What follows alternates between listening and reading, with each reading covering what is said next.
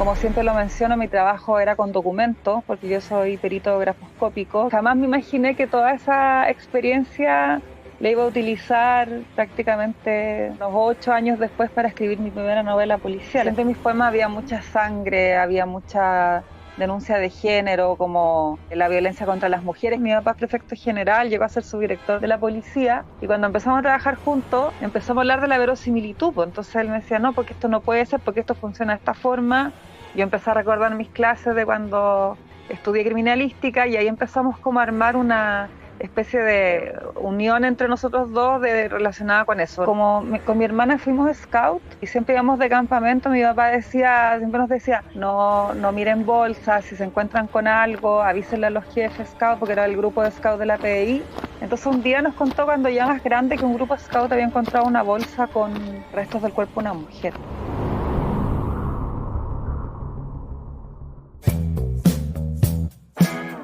Bienvenidos a La Hora del Museo, el podcast del Museo Histórico Nacional.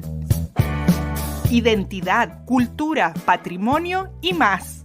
Soy Rocío Muñoz y te invito a un encuentro diario con la historia y sus protagonistas.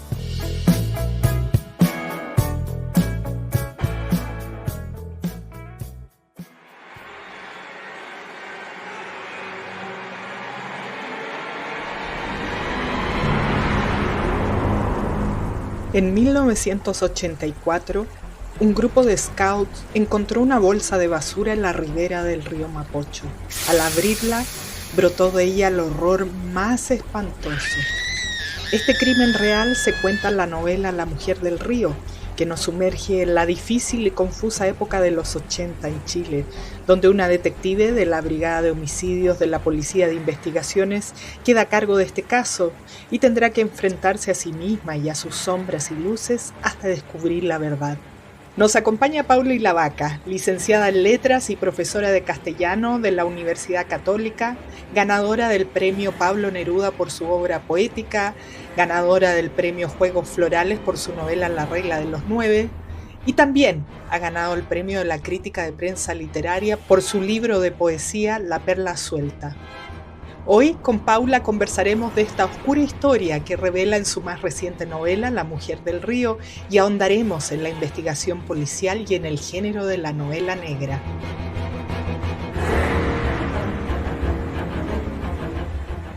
Bienvenida, Paula, qué gusto tenerte aquí. Gracias por aceptar esta invitación a este programa del Museo Histórico Nacional. Hola, gracias a ti, Rocío. Súper feliz de estar conectada hoy día con ustedes. Buenísimo, entonces. Yo tengo aquí tu último libro en mis manos, La Mujer del Río, un policial basado en hechos reales de los que queremos conversar hoy día. Paula, sabemos que, tú vienes del mundo de las letras, pero a la vez también estuviste trabajando en la PDI. Se hace una combinación un poco curiosa que uno no se imaginaría. Piensa que como que la gente que viene de las letras no tiene mucha cabida en una institución tan formal, ¿no? Sí. Cuéntanos un poco ese devenir que finalmente yo creo que ambas experiencias se resumen en este libro, La Mujer del Río. Gracias por la pregunta. Claro, yo la verdad ingresé como profesora de los aspirantes de la Escuela de Investigaciones Policiales, entonces ahí era súper como una relación más o menos normal, por decirlo, de una literata, profesora de castellano. Pero claro, como tú mencionas, efectivamente, después esa relación entre la institución y yo misma avanzó, porque hubo un llamado para perito criminalístico, y ahí lo que pedía la institución eran profesionales de distintas áreas, ¿no? Y ahí postulé y quedé. Fue la última gran generación que ingresó a la institución, a la Policía de Investigaciones. Postulamos cerca de 1.000 personas y quedamos 90. ¡Wow! Así es que, y de distintas profesiones, como, no sé, bioquímicos, arquitectos, de hecho, licenciados en arte, licenciados en pintura, ¿ya? Claro, lo curioso, tal como tú lo mencionas, es que efectivamente después cumplíamos labores de apoyo a la labor policial, que era realizar informes periciales. Entonces ahí yo tuve una relación ya directa con policía.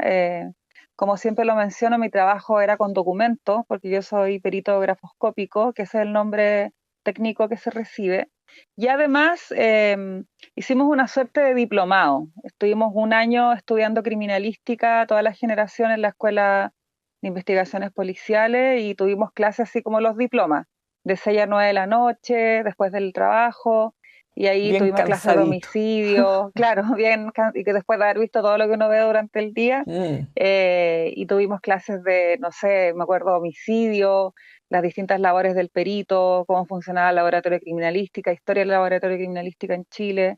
Entonces, claro, en ese tiempo yo escribía poesía, yo estaba escribiendo eh, mi segundo libro, de hecho, La ciudad de Lucía, y jamás me imaginé que toda esa experiencia la iba a utilizar prácticamente, no sé, unos 8 años después para escribir mi primera novela policial. Entonces, sí, la verdad es que fue bien curioso, nunca me lo hubiera imaginado, fue como cosas de la vida que van ocurriendo, ¿no? Y que sí, uno después las va como gestionando y claro, en la cabeza de alguien que escribe, el género que sea, digamos, toda experiencia vital es súper importante para la escritura, ¿no? Entonces, totalmente. después, cuando ya empecé a trabajar en mis novelas, que ya tengo 3 novelas negras, policial, como quiera Ujú. llamársele, ya todo eso surgió, me acordé de muchos colegas, de situaciones que yo había visto en la institución, la policía de investigaciones, entonces ahí ya todo fue tomando su curso el dentro de la ficción. Tenías ahí tu bolsita a la que echar mano y ir sacando, me imagino, personajes, Claro, características. tal cual, características, recuerdos, claro, ha sido bien, una escritura bien, no sé si la palabra es como afectiva, pero Mm. sí es una escritura como bien desde dentro, ¿no? Como, y bien también como procesada en el sentido de que ya han pasado años, puedo mirar con distancia mi trabajo allá, las personas que conocí, estos mismos recuerdos que te digo, Mm. gestionarlo, etcétera. Bueno, con todos los personajes además que uno se debe encontrar, tanto de los casos como los compañeros de trabajo, compañeras de trabajo. Sí. Antes de seguir avanzando y poder hablar de lleno sobre tu última novela, me llamó la atención de tu trabajo. Ahí tú decías, bueno, llegaste a hacer clases de castellano en el fondo. ¿Qué hace una profe de castellano en la PDI? Ah, sí, Luego te genial, convierte en claro. perita. Me dijiste una palabra, pero no la alcancé a retener. Entonces, cuéntanos un poquito más de eso. Sí, súper. Los profesores de castellano, yo llegué a un equipo ya constituido desde hace muchos años. Yo era súper joven en ese tiempo, tenía recién salida de la universidad, no sé, 24 años, llegó un equipo genial de profes de castellano. Yo menciono profe de castellano porque yo todavía soy de la generación de las profesoras de castellano, no, yo no soy de profe de lenguaje. Eh, y claro, lo que nosotros trabajábamos con los aspirantes a oficiales policiales era comunicación. Hacíamos clases de redacción y también hacíamos clases de comunicación no verbal, que era muy entretenido. Entonces lo que les Ah, enseñábamos era cómo hablar en público, les enseñábamos a redactar, no, no precisamente informes policiales, porque no habían ramos como específicos sobre eso, pero sí les enseñábamos redacción como de texto expositivo, que es lo más como común, y ujú. ortografía y varias cosas más. Así que fui profesora ahí 10 años. Estuve 10 años trabajando Wow, con... 10 De hecho, veo años. a mis estudiantes, ahora, claro, son subcomisarios, no sé, los veo en la tele de repente y me da mucha alegría. Digo, oh, habla súper bien, como que algo contribuí, ¿no? Porque también ellos después tienen formación en el día a día, pero en el fondo lo que más apuntaban esas clases era como saber diferenciar, ¿no? Porque el detective se mueve en muchos mundos, ya sea la jerga como típica de la oficina o la brigada, la jerga que tiene con sus superiores, el habla culta que tiene que tener si va a donde, no sé, una casa donde se ministro, si va a reuniones con otras personas de, no sé, delitos económicos, por ejemplo, trata con puros jefes de banco, no sé, es muy diverso y donde más apuntábamos ahí en ese curso era que supiera desenvolverse en distintos estratos como culturales y de tipo de habla, ¿no? Como el habla chilena es tan diversa y tan rica, como que supieran. Claro. Y después, claro, mi propia profesión me llevó a ser perito grafoscópico.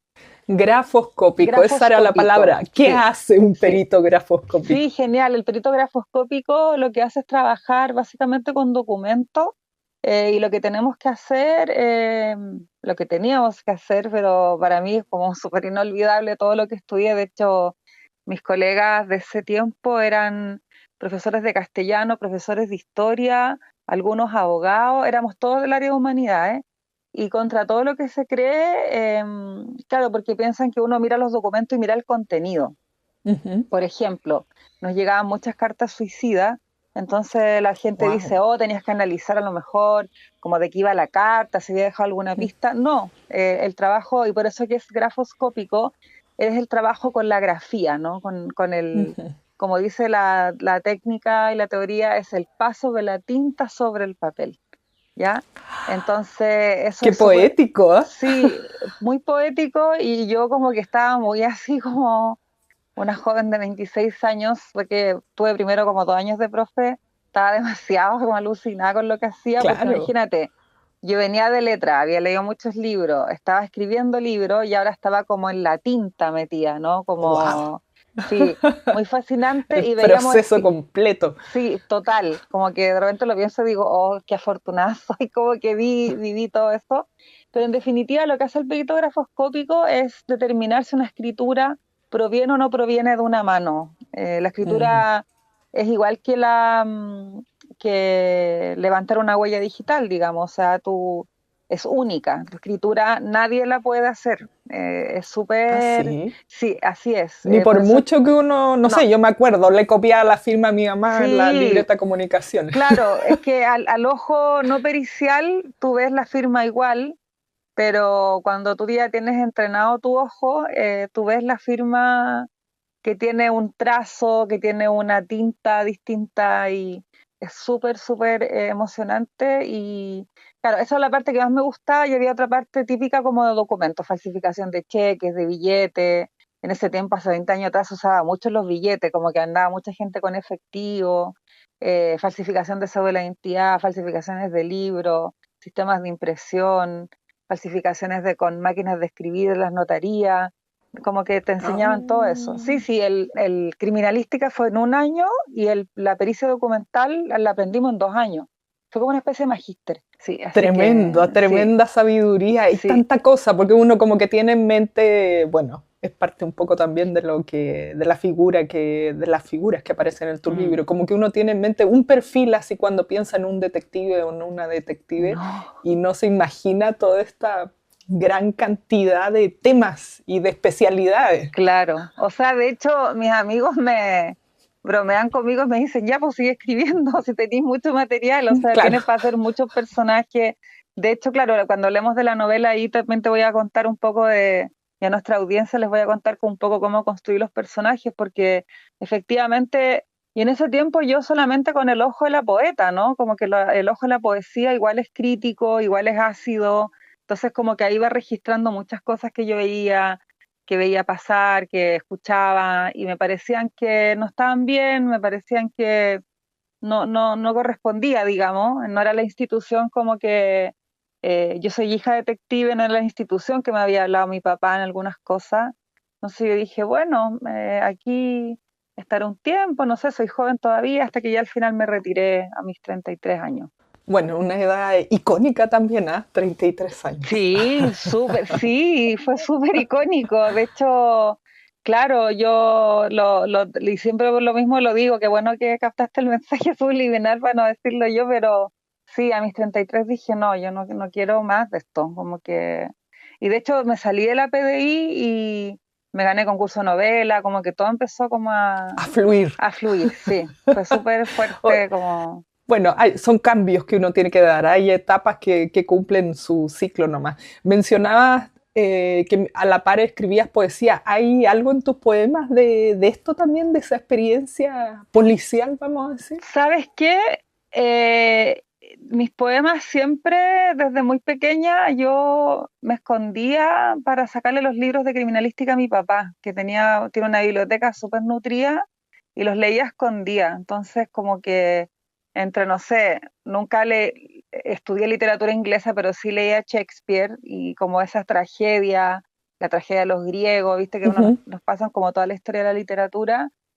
Siempre en mis poemas había mucha sangre, había mucha denuncia de género, como la violencia contra las mujeres, que no tenían estos Claro. nombres, digamos, ¿no? Era como, yo lo leía como una joven de principio de hace ya casi 25 años atrás, principio de siglo, lo leía como algo como que me daba mucha rabia. Entonces yo escribía como para aplacar esa rabia y me parecía que convertir esa rabia en poesía, en un objeto estético, para mí estaba súper bien en ese momento. Pero ahora que ya que han cambiado como las nociones, hemos cambiado también las mujeres nuestras percepciones, y también que me he estudiado muchas cosas de género, ahora estoy en un doctorado, entonces como que ya estoy viendo las cosas de otra manera y por lo mismo me sirve para mí como creación mucho más la novela negra policial para poder hablar de estos temas. Como que en ese tiempo fue la poesía, pero he estado escribiendo los mismos temas hace ya 20 años, 23 años, ¿cachai? Como que es como lo mismo en verdad. En distintos formatos, quiero decir. Claro, La Mujer del Río es un crimen donde la víctima es mujer. Bueno, aquí lo dice, ¿no? Una mujer que aparece en el río. Y la protagonista también es mujer, digamos, como quien investiga también es mujer. Quiero que hablemos, porque estaba también revisando tu anterior novela que también aborda un poco un tema similar como lo que tú estabas comentando. Pero antes que vamos a estos temas también quería preguntarte por tus influencias, tu inspiración. ¿Son novelas policíacas o novelas negras? Bueno, hay, no sé, referentes mundiales. Estoy pensando en Stieg Larsson, por ejemplo, que a mí me encanta, la Lisbeth Salander, porque la encuentro una heroína espectacular, pero también tiene mucho eso de como de feminismo, no sé, de revancha, de librarse del odio que tú mencionabas. ¿Cuáles han sido tus inspiraciones que sientes que igual corren por tus venas? Claro, hablando de literatura, la Patricia Highsmith es Ujú. para mí súper. De hecho, las novelas comenzaron con un personaje muy parecido a Mr. Ripley, que es Gabriel, que es un joven que es amigo de unos poetas y él estudia geología, y ahí parte como la historia, ¿no? Y la mamá de él, o sea, la primera novela se trata de la madre contando su vida con su hijo y con esta tragedia que no sabemos hasta el final, y no voy a hacer spoilers para que consigan la novela, La regla de los nueve, eh, y hasta el final aparece una pareja detective, ¿ya? Y ahí aparece mi personaje como emblemático, que es Amparo Leiva, que es una detective que, claro, hice coincidir las fechas, y Amparo Leiva, ponte como que si yo hubiera estado en la universidad y Amparo Leiva existiera, porque no existe en ficción, ella ya hubiera estado trabajando como detective. Los detectives se gradúan súper jóvenes, sobre todo en esos años, salían de repente, no sé, 20, 21 años, entonces hice coincidir con las fechas eso, eh, y por ahí que mi gran influencia es la Patricia Highsmith, porque Amparo se obsesiona con este joven que es Gabriel y empieza un poco a seguirle la pista, ¿no? Y es un caso como que queda sin resolver después. O sea, pareciera que lo resuelven, pero en verdad no lo resuelven. Y también cuando yo estaba escribiendo La regla de los nueve, que fue como el 2014, 2015, aparecieron muchas, las primeras series de Netflix como de mujeres policías.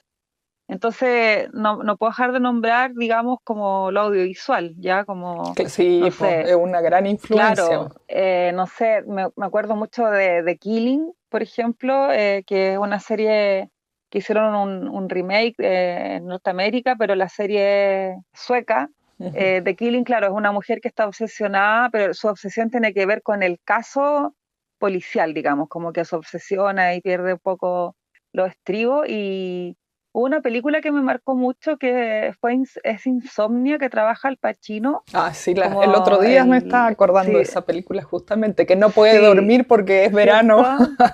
Sí, no puedo dormir porque es verano y como que manipula las evidencias, y eso también fue un referente súper potente. Y en el fondo ahí fui configurando algo que es muy clásico, que es el detective que no es corrupto, Ujú. pero que sí falta son los Claro. detectives desobedientes, ya como Mm, que existen. Yo no conocía ninguno porque siempre me dicen, ah, tú conociste a alguno en la hoja de dije, yo siempre me rodeé de gente súper así como jefe, de subcomisario para arriba en grado, como gente súper ejemplar, pero como que cuando empecé a escribir me empezó como a alucinar un poco la idea de en la ficción recorrer estas zonas grises del ser humano, digamos, ya como, mm. y eso es muy novela negra, respondiendo a tu pregunta, eso es muy novela de la década de los 30, Dashiell Hammett, Raymond Chandler, eh, Y son autores que, claro, yo había leído, pero que ahora escribiendo La Mujer del Río los leí así en profundidad y me gustó mucho esta idea como del detective, aparte como eran detectives de los 80 los de mi novela, necesitaba algo como más antiguo, ¿no? Y de los 80 y pensando como lo que se demoraban en llegar las traducciones y tal, de más que no sé, yo tengo la idea que los detectives son súper lectores. A mí me pasó Ah, cuando hice sí. clases que sí, leían mucha novela negra, les gustaba. Y empezaban, profe, mire, esto no puede ser, pero profe, mire, esto es un procedimiento. Y yo también ahí, como profe de ellos, lo escuchaba, ¿no? Como que decía, bueno, sí. Y después, claro, pues con mi papá empezamos a trabajar juntos. Mi papá es prefecto general, llegó a ser subdirector de la policía. Y cuando empezamos a trabajar juntos, empezamos a hablar de la verosimilitud, pues. Mm. Entonces él me decía, no, porque esto no puede ser, porque esto funciona de esta forma. Yo empecé a recordar mis clases de cuando estudié criminalística y ahí empezamos como a armar una especie de unión entre nosotros Mm. dos relacionada con eso, ¿no? Como enseñar lo verosímil y si los tenemos talleres de literatura negra y si los talleristas no quieren lo verosímil, porque también el policial, tú sabes, se mezcla con ciencia Mm. ficción, con novela negra, con true crime, hay miles de subgéneros, ahí cada uno toma su decisión, pero nosotros lo que hacemos es netamente, y algo que me ha servido mucho a mí para mis novelas, la verosimilitud, que me gusta mucho como que esté muy cercano a lo real, Sí, pues la que ahí ficción. uno se mete de lleno en la historia, independiente que uno sepa o no sepa ciertos detalles, son esos detalles los que hacen que uno Sí, vaya como penetrando claro, en esta historia. Suele sí, pasar, por lo que vemos en las series, tú decías, no sé, Hollywood, que hay cosas que son ridículas así de lo poco creíbles o sí, que así no se hace.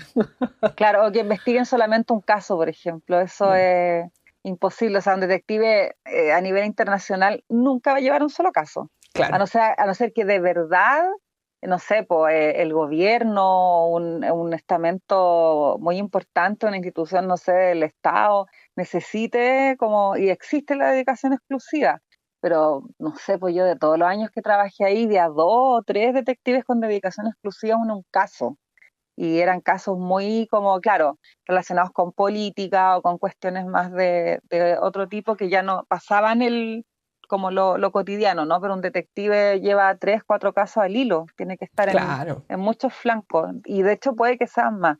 En la actualidad, como hay tanto, ha subido tanto la sí, criminalidad que yo creo que puede que sean más ahora los que sí, lleven bueno. cada uno, cada una. Están todo el sistema de policías y justicia en colapso por la cantidad de trabajo que tienen, ¿no? Los fiscales lo mismo, llevan decenas de casos cada uno y así.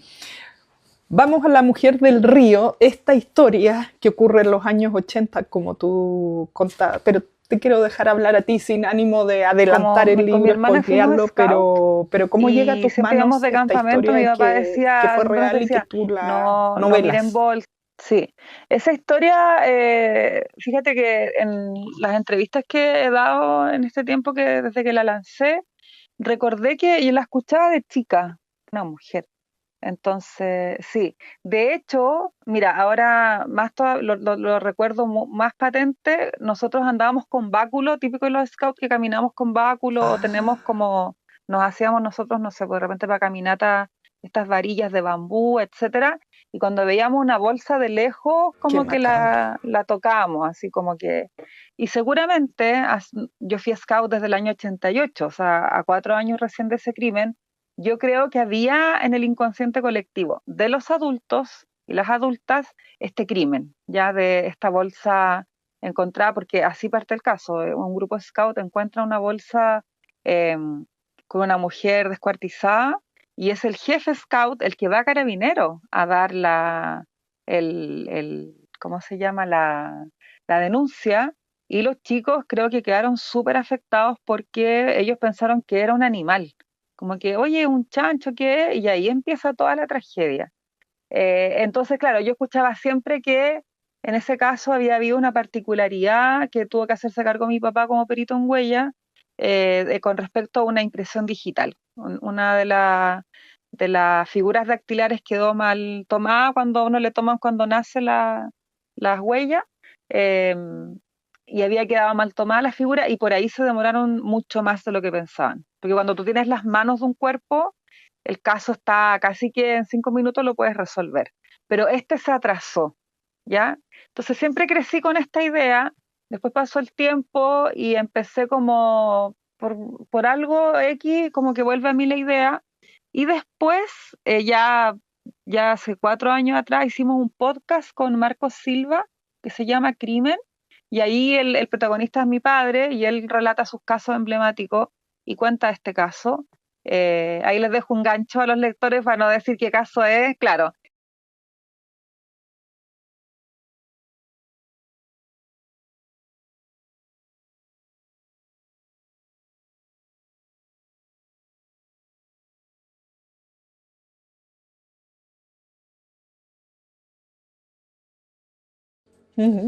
Crimen para buscarlo. En Spotify. Crimen en Spotify, es de emisor podcasting. Aprovecho de mandarle un abrazo a Marco y a Marco Silva, gran hombre de radio, y a Sergio Fortuño, que es nuestro ahí patrocinador, y trabajamos juntos en el guión con Marco.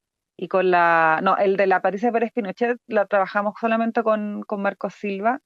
Y fíjate que ahí, al acceder a los archivos policiales, encontré cosas que ya me dieron el mundo para la novela. Y específicamente un archivo policial, un informe policial que no es conocido por los medios, que yo por lo mismo lo protejo, no hablo de ese archivo, de ese informe, perdón, que ahí yo dije, no, va más allá de lo no humano, ya, o la banalidad del mal, como dice Hannah Arendt, ¿no? Como que ya es más allá o sea, en resumen, es una mujer que va a una clínica clandestina a hacerse un aborto y termina en una bolsa en el Mapocho. Ya, así, para hacerlo sin spoiler.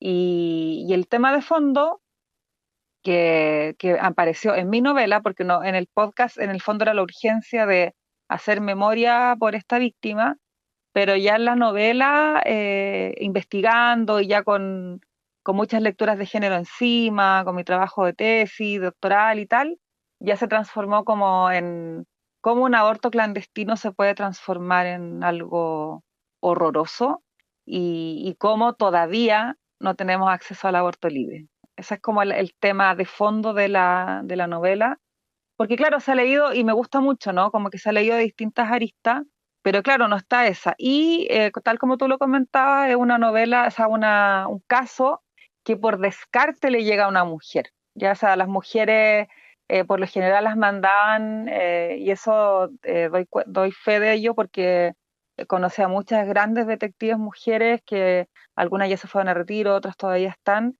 ejerciendo sus labores. Casi siempre las mujeres las ponían en casos de infante, como muy relacionado con el tema de ser mujer.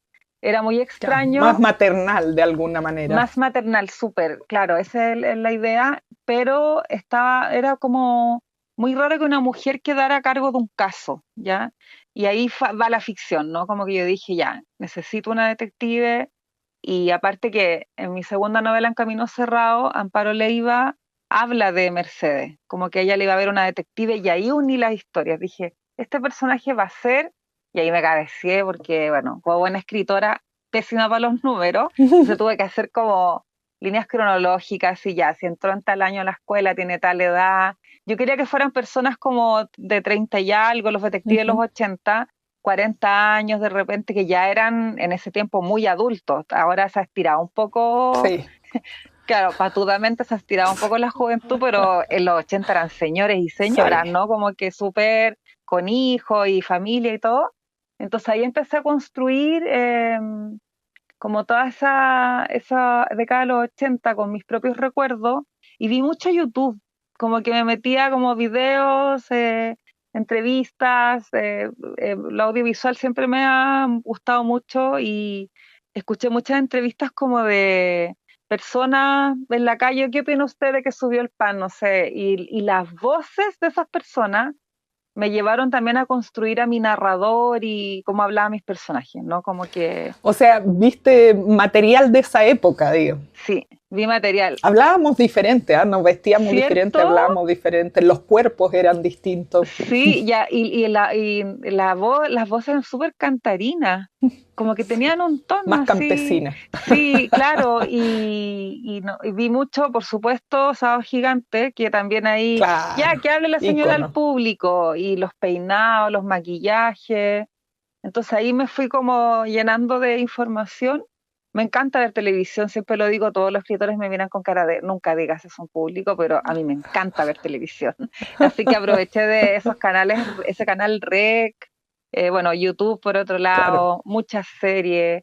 Y bueno, y mis libros de cabecera para La Mujer del Río fueron Agatha Christie, Mm, fueron los cuentos de Dashiell Hammett, y ahí con ellos de la mano, y por supuesto algo más actual, El Invencible Verano de Liliana de Cristina Rivera Garza fue mi libro también de velador, digamos, como que cómo trabajar un tema feminista sin caer en el panfleto, sin caer, como tensionar, ¿no? Como tensionar los hilos para que fuera el crimen real, la historia de los detectives, el drama de los detectives, ¿no? Porque ahí va muy unido a la novela negra, de que tienen que subsistir, o sea, como dice Todorov, los detectives de la novela negra aprenden, ¿cachai? No, o sea, sacan el caso, a pesar de ellos mismos, a pesar de sus vidas, ¿no? Pero aprenden mientras van.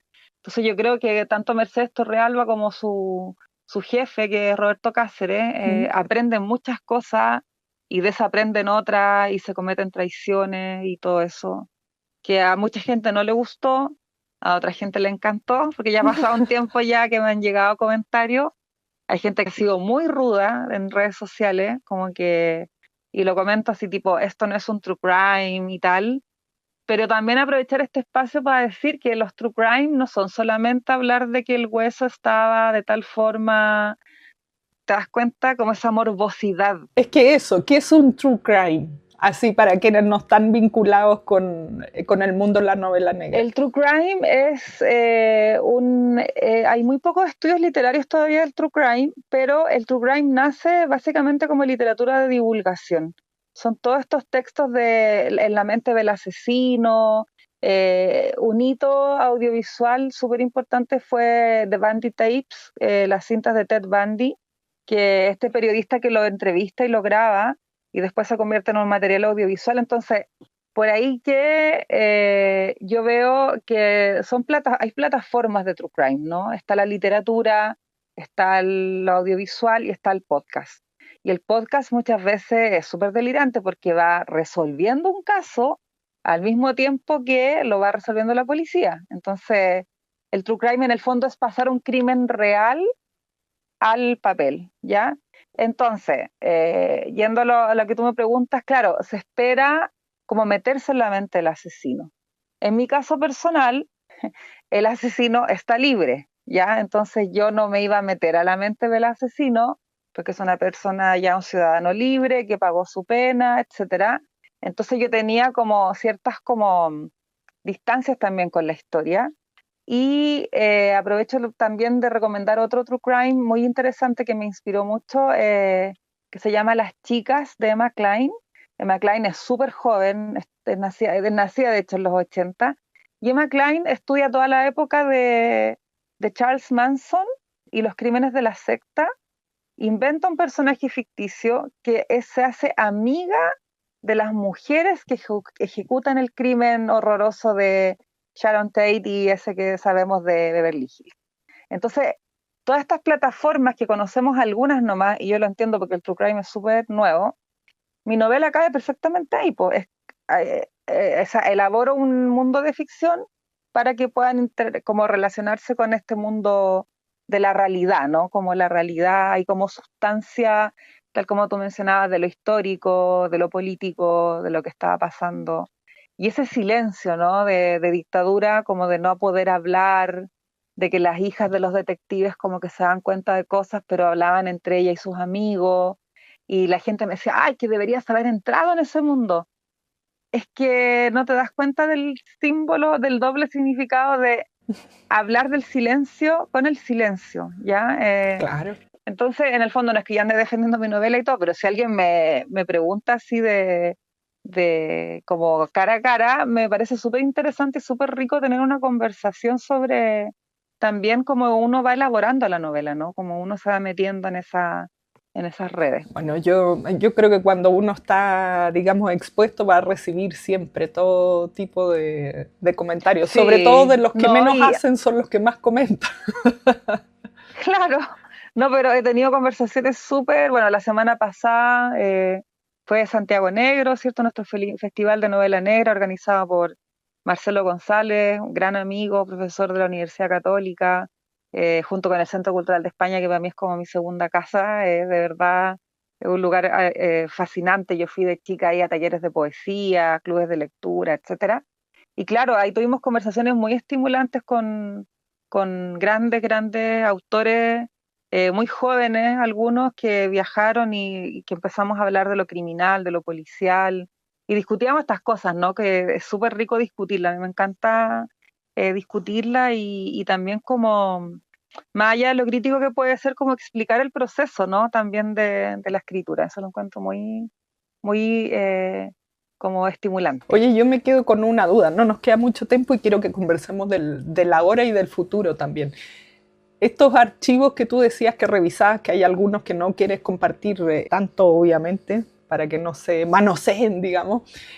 ¿Dónde están? ¿Son de acceso público? ¿Pudiste acceder a ellos porque trabajabas en la PDI? No sé cómo. Mira, en los archivos de la PDI hay un volumen, son varios volúmenes en realidad. La Brigada Homicidio para el Bicentenario eligió casos emblemáticos y esos Ah, están de dominio público. O sea, hay que ir a la biblioteca de Pajarito, o sea, la de la Escuela de Investigaciones Policiales que están ahí en la Metro Pajarito.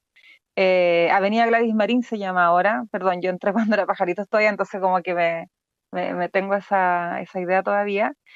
Son de acceso público, pero para ingresar a la biblioteca, claro, tú ingresas a un cuartel policial. O sea, como yo siempre digo, hay que dejar el carnet de identidad, hay personas que no les gusta mucho eso, entonces, sí, son de acceso público y yo siempre he escuchado como personas no relacionadas con la PDI como que no, tengo un amigo y fui y me llevó y no sé qué. Pero sí, este caso es emblemático dentro de la historia de homicidios de nuestro país y está ahí todo el legajo con fotografías de prensa, la mm. entrevista al criminal, que tiene como unas 30 páginas, que es alucinante también. Y están también todos los informes policiales y todas las pericias que se hicieron para reconstituir la escena del crimen. Entonces eso también me dio la posibilidad de poder armar todo este mundo. Bueno, tremendo trabajo de investigación. Me imagino que habrá mucho que no sale nunca en la prensa, igual son casos emblemáticos. Sí, y sabes qué, menos mal, porque yo creo que pareciera ser que la prensa, y en ese sentido, como todo mi amor al trabajo periodístico, que me parece que es súper interesante y es súper, cuando hay un periodismo también jugado de investigaciones, siempre, claro, se cometen errores, tal como tú decías, el periodista está como el autor un poco, ¿no? Como exponiéndose a que lo critiquen y no sé qué, pero hay cosas que yo de verdad celebro que no se cuentan en prensa. Pareciera ser que nos están contando todo, pero le comparto a la audiencia que no se está contando todo. De hecho, personalmente con este informe que yo me topé, yo pensé que estaba mal rotulado. De hecho, estaba ya marcándolo así como con un post-it para ir a hablar con la bibliotecaria y decirle, oye, esto no va acá, esto es de otro caso, Está mal. esto está mal, así me di cuenta de algo súper importante, ¿no? Así como en plan editora, pero después empezamos a ver las páginas y no lo podía creer. Y yo dije, qué bueno, así yo pensé, porque especulando, hay dos opciones, o la prensa nunca se enteró, o de verdad eso lo dejaron como en secreto, digamos, porque es muy, y cuando me enteré de ese informe, yo dije, esta novela tengo que escribirla. ¿Cachai? Como que dije, esto lo tengo que hacer porque aquí se cometió un crimen, pero más allá de eso fue un horror así de principio a fin y ahí también aparece Mercedes como esta mujer que viviendo también su propio horror cotidiano tiene que mezclarse, ¿no? con el caso y sacarlo adelante. Bueno, antes de que nos despidamos, ¿Vas a seguir en la novela negra? ¿Tienes otro caso policial entre manos? ¿Qué es lo que se viene? Así, compártenos un poquito, déjanos ahí con ese abreboca. Sí, con el suspenso. Bueno, se viene la tercera parte de la trilogía, que es La regla de los 9, que salió por Planeta, Camino Cerrado, que lo pueden encontrar en LOM. Y que todos me preguntan si La Mujer del Río es el cierre de la trilogía, y no, La Mujer del Río es la precuela. Entonces ahora se viene el cierre de la trilogía de ficción con Amparo Leiva y Gabriel, porque como decimos muchos autores, ya me están molestando mucho, ¿no? Como que no, te juro. Lo están pidiendo. Claro, me lo están pidiendo, y aparte como a riesgo de quedar como media enloquecida con mis personajes, sabes que de repente voy en la calle y digo, se parece a Gabriel, o se parece a Amparo, ya como que... Ya lo estás viendo ahí ya me de están carne y hueso. pidiendo, así que tengo que terminar esa trilogía, y sí, y se viene una investigación de un caso real, pero para eso... necesito más tiempo. ¿Siempre en el ámbito de feminicidio, muerte de mujeres? Sí, muertes de mujeres. Sí, básicamente este es un caso muy emblemático también de los últimos años, que los voy a dejar en suspenso para que ahí después Y está muy todavía, o sea, en la tercera parte de la trilogía está ya conversada, y es más pública, ¿no? Pero está recién germinando la idea, y yo creo que va a ser después de que escriba la tesis y todo eso que tengo que, de mi parte como profesional, ¿no? Pero tengo como se estaba mezclando también con mi estudio doctoral, como que voy así como dándole vuelta. Y voy a Buenos Aires, parto hoy día a la noche a la Semana Negra de Buenos Aires. Tengo la suerte de compartir mesa con Selva Almada y Dolores Reyes, dos autoras argentinas que me encantan.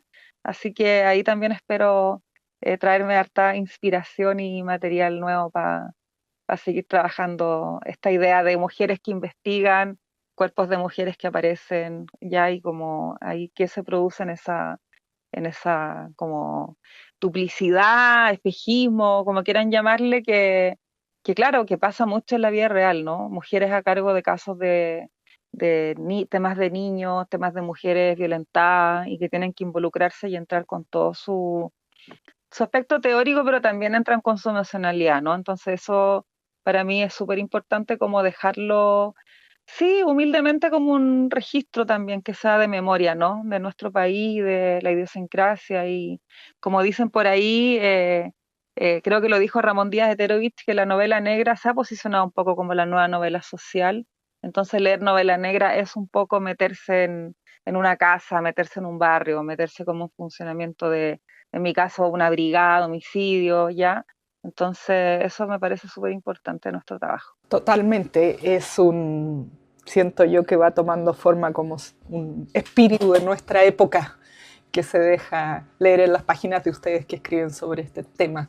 Paula, muchísimas gracias por esta conversación, me he entretenido mucho, me quedo ahí con el bichito de esto que estás craneando ahí, de esta tercera parte también que vamos a estar esperando de estos otros libros, ¿no? Camino Cerrado y La regla de los 9 ya se viene entonces el cierre de la historia. Sí, y como spoiler, la novela, la tercera parte empieza con Mercedes y Amparo trabajando un caso juntas, así que las voy a unir ahí. Hice toda la línea de tiempo que te contaba hace un rato para que estén unidas en el principio de los 2000 trabajando en un caso juntas, así que para los futuros lectores, futuras lectoras, para que ojalá puedan seguir leyendo, y eso también siempre es súper gratificante. Gracias, Paula, encantado de tenerte aquí en este espacio. Gracias, Rocío. Gracias a ti. Esto fue La Hora del Museo, un encuentro cotidiano con nuestra historia, el podcast del Museo Histórico Nacional.